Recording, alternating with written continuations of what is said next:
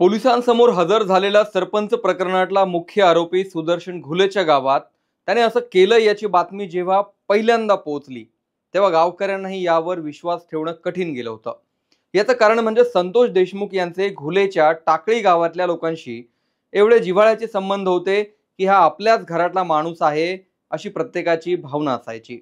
लोकांना धक्का बसण्याचं कारण म्हणजे एरवी लोकांचे पैसे बुडवणं, धमक्या देणं अशा कारनाम्यांमुळे चर्चेत असलेला सुदर्शन घुले याने हे सगळं केलंय हे ऐकून तर सगळ्यांच्या पायाखालची जमीनच सरकली।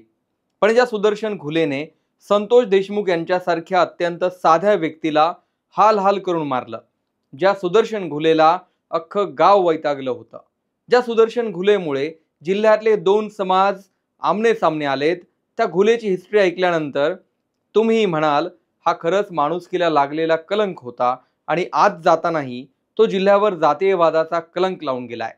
नमस्कार, मी विशाल बडे आणि तुम्ही पाहताय story.com। या व्हिडिओत तुम्हाला मी सुदर्शन घुलेची हिस्ट्री सांगणार आहे।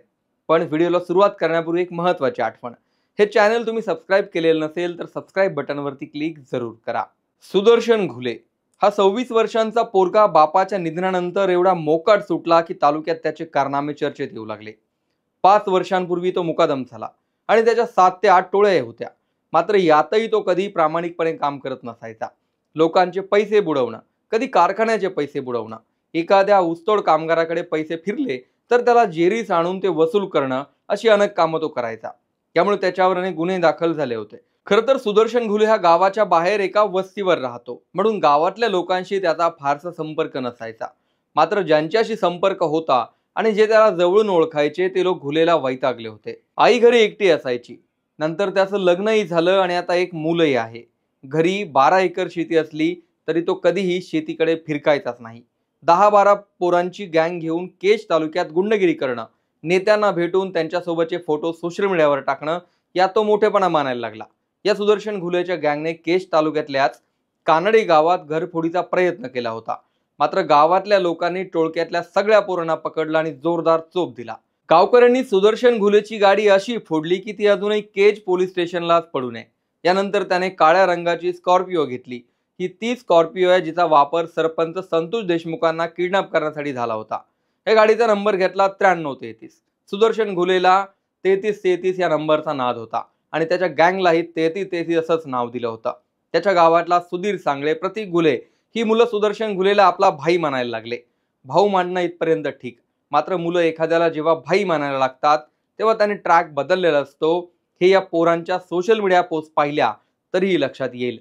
चोरीचा प्रयत्न फसला आणि त्या प्रकरणात पोरांवर गुन्हाही दाखल झाला, मात्र सुदर्शन घुलेने पुरावे नसल्याचं सांगून यातून स्वतःचं नाव अलगद काढून घेतलं। गेल्या 2 वर्षांपासून तो राजकीय नेत्यांच्या जास्त संपर्कात आला आणि वाल्मिक कराड यांचा कट्टर समर्थक बनला।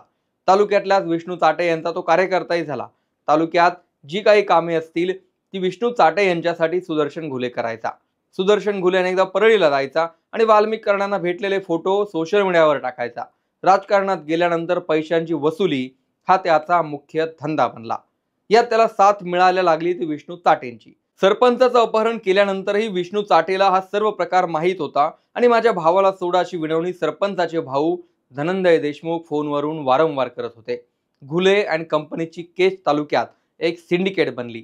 या टोळीने लोकांचं जगणं मुश्किल केलं, पण या टोळीचा सर्वात भयंकर कारनामा अजून बाकी होता। मस्साजोग इथल्या पवनचक्की साईटवरून वसुली करण्यासाठी विष्णू चाटे आणि सुदर्शन घुले यांची गँग सक्रिय होती असे गावकरी सांगतात। विष्णू चाटेने मागणी करूनही कंपनीने खंडणी देण्यासाठी मनाई केली। इगो दुखावलेल्या सुदर्शन घुलेने 3333 नावाने असलेली गुंडांची टोळी घेऊन मस्साजोग गावच्या आधी 1 किलोमीटरवर असलेली पवनचक्की साईट गाठली।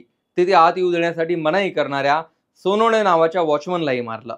संतोष देशमुखांनी हा वाद सोडवला, शिवाय तिथे असलेल्या पोरांनी घुलेच्या गँगला चांगला चोप देऊन माघारी पाठवलं आणि त्याचे व्हिडिओ सोशल मीडियावर व्हायरलही झाले। नंतर जे घडलं ते अकल्पनीय होतं आणि त्याचे परिणाम तुम्ही सध्या समोर पाहताय। लोकांना धमकावणं आणि आपल्या विषयीची दहशत त्यांच्या मनात तयार करणं हा सुदर्शन घुलेचा आवडता छंद बनला होता। किस्से तर लोक असेही सांगतात की काही लोकांकडे असलेले पैसे वसूल करण्यासाठी त्यांची मुलं तर उचलून न्यायचा आणि पैसे दिल्यावरच सोडायचा। याची तक्रार करण्याचीही कुणाची हिंमत होत नसायची, एवढी दहशत त्याने तयार केली होती। सुदर्शन घुलेला जवळून ओळखणारी माणसं त्याला अक्षरशः वैतागली होती। अनेक प्रकरणात त्याने मारही खाल्ला होता।